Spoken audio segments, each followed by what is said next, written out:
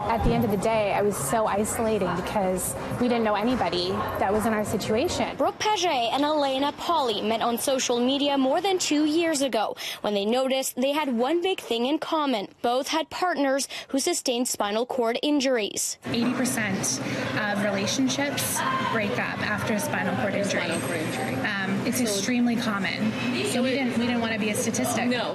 Paget and her now husband Evan were 4 years into their relationship when a work accident left him paralyzed. He was building a new school in West Vancouver when an unsecure load fell on his head. He's lost his hands, his wrist function, his triceps.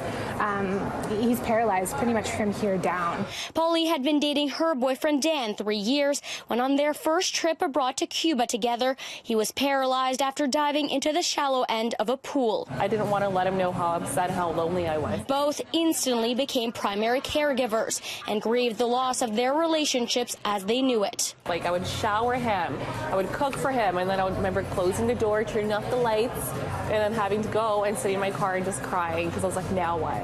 I felt so guilty for so long, feeling my feelings. I could talk to him about certain things, but there were so many things that I couldn't talk to him about because, you know, what he's dealing with is just, it's crazy in itself.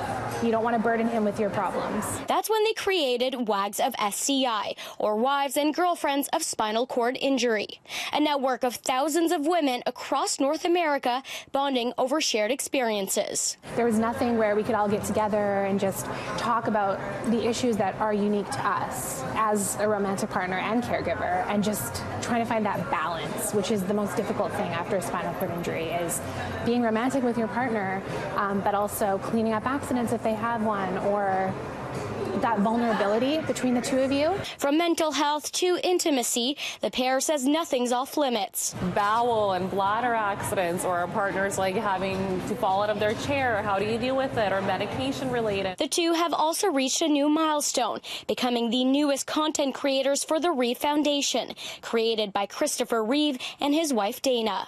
The original WAG of SCI. That's right. And as the WAGS of SCI continues to grow, they're looking to add new ambassadors to host meetups across the country.